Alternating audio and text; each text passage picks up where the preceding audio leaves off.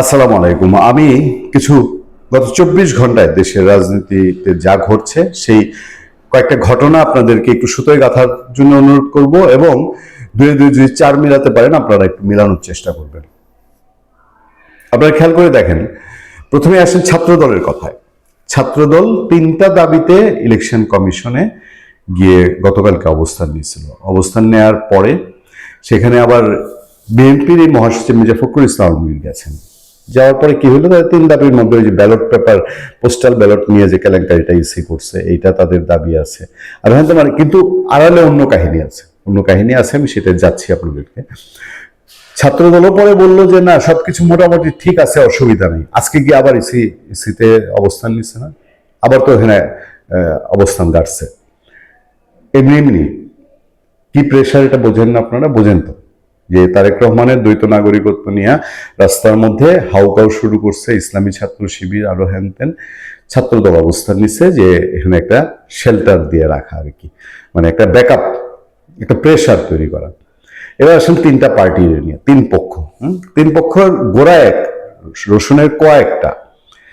একটা হলো NCP, national citizen party, জাতীয় নাগরিক পার্টি, 1 নম্বর। 2 নম্বর হলো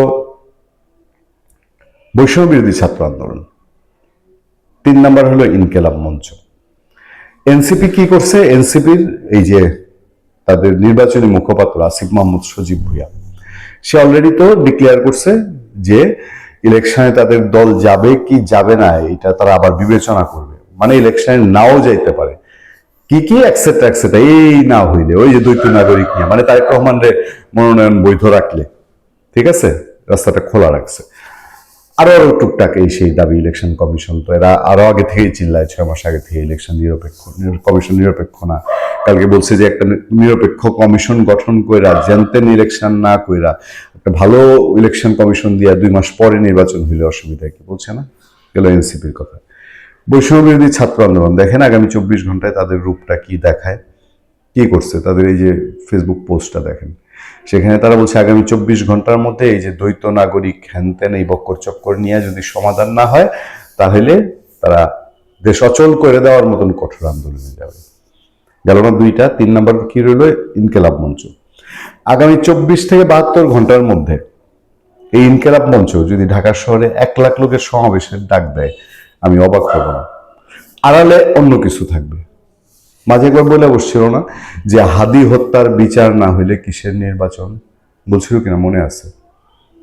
এবার আসেন আরেকটু উপর দিকে যাই। ইসলামী ছাত্র শিবির আজকে বক্তৃতা দিচ্ছে, ঝাইরা ফেলছে বক্তৃতা দিয়ে।